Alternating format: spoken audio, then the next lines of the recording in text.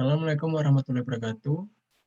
Perkenalkan, saya Agung Muzaki dari Program Studi S1 Pendidikan Teknik Bangunan dengan NIM 1905 2164 8852. Di sini saya akan mempresentasikan tentang penilaian produk, penilaian proyek, dan penilaian portofolio. Dalam mata kuliah evaluasi pembelajaran A2 12 MA dengan dosen pengampu Dr. Tri Kunchoro ST MPD. Yang pertama, apa itu penilaian? Penilaian merupakan proses pengumpulan berbagai data yang bisa memberikan gambaran perkembangan belajar siswa. Gambaran ini perlu diketahui guru agar bisa memastikan peserta didik mengalami proses pembelajaran benar. Keefektifan pembelajaran dapat dilihat melalui penilaian menurut Baharun tahun 2016. Selanjutnya itu ada apa saja syarat penilaian yang baik. Yang pertama, tes itu harus reliable. Yang kedua, tes itu harus valid. Yang ketiga, tes itu harus objektif. Dan tiga, tes itu harus objektif. Empat, tes itu harus diskriminatif. Yang kelima, tes itu harus komprehensif. Yang keenam, itu tes itu harus mudah digunakan. Selain mengetahui ciri-ciri dari penilaian, seorang tenaga pengajar juga wajib mengetahui prinsip penilaian serta kepraktisan, keterandalan, validitas, dan keautentikan menurut Nuriyah tahun 2014. Banyak penilaian yang dilakukan dalam pembelajaran di sekolah, diantaranya penilaian kelas. Penilaian kelas sendiri merupakan suatu aktivitas yang dilakukan oleh tenaga pengajar berkenaan dengan pengambilan keputusan atas pencapaian kompetensi peserta didik dalam pembelajaran menurut Suwondo tahun 2012. Penilaian kelas dapat dilaksanakan dengan berbagai cara seperti penilaian bentuk kerja atau performance, penilaian sikap, penilaian tertulis, penilaian proyek, dan penilaian produk atau hasil yang dikemukakan oleh Sujana tahun 2013. Yang pertama itu ada penilaian proyek. Penilaian proyek merupakan penilaian terhadap suatu tugas yang harus segera diselesaikan dalam waktu atau periode tertentu, menurut Ansori tahun 2017. Tugas yang diberikan pada penilaian proyek ini dapat berupa hasil investigasi maupun penyelidikan. Tugas dari penilaian proyek ini dimulai dari perencanaan, pengumpulan data, serta pengorganisasian dan penyajian data. Yang selanjutnya, periode waktu untuk menyelesaikan tugas penilaian proyek ini tergantung dari kerumitan serta kompleksititas tugasnya. Yang keempat, pada pembelajaran di kelas, pendidik mungkin menekankan penilaian proyek pada prosesnya dan menggunakan sebagai sarana untuk mengembangkan dan memonitor keterampilan peserta didik dalam merencanakan, menyelidiki, serta menganalisis proyek. Selanjutnya, pendidik juga dapat menggunakan produk akhir dari suatu proyek dalam bentuk presentasi atau penilaian praktik untuk menilai kemampuan peserta didik dalam mengkomunikasikan temuan-temuannya dalam bentuk laporan atau penilaian produk. Bisa dilihat pada tabel 1, perbedaan penilaian proyek, kinerja, dan produk. Yang pertama dari indikator perbedaan itu sini ada kemampuan yang dinilai, objek yang dinilai, jangka waktu, sifat penugasan, dan teknik menilai. Pada penilaian proyek, kemampuan yang dinilai adalah melakukan investigasi. Pada perbedaan penilaian kinerja, kemampuan yang dinilai adalah melakukan prosedur kerja. Pada penilaian produk, itu menghasilkan produk tertentu. Untuk objek yang dinilai, penilaian proyek ini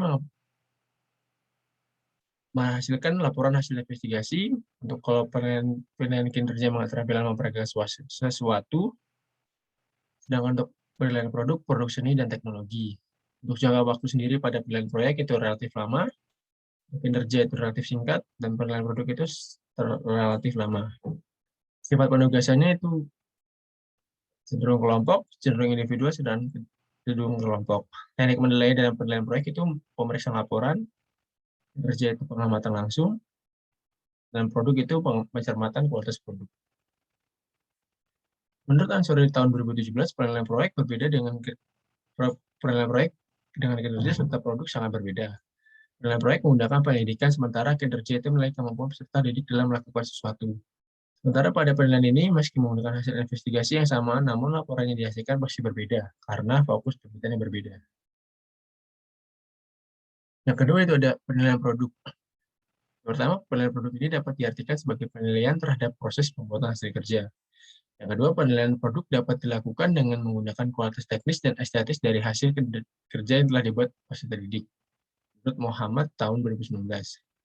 Yang ketiga, penilaian ini mampu memberikan informasi kepada peserta didik pada 3 ranah, gara-gara nahrah kompetensi seperti kognitif, psikomotor, dan afektif. Dan itu penilaian produk dapat membuat siswa mengembangkan kreativitas, potensi tentang kecapakan yang dimilikinya, dan siswa dapat mengaplikasikan pada materi yang dapat pada kegiatan pembelajaran, menurut Pinili dan kawan-kawan. Selanjutnya, penilaian produk dapat dilakukan pada kegiatan keterampilan. Penilaian dapat difokuskan baik dalam proses produknya. Penugasan dalam penilaian produk ini mencakup dua penilaian proses dan produknya. Dalam melaksanakan penilaian produk harus mempunyai langkah-langkah seperti penetapan indikator pencapaian kompetensi yang dibuat oleh pengajar, serta pemetaan kompetensi yang di dalamnya terdapat standar kompetensi dasar, dan indikator. Pada tabel 2, ini merupakan contoh penilaian produk dalam beberapa mata pelajaran.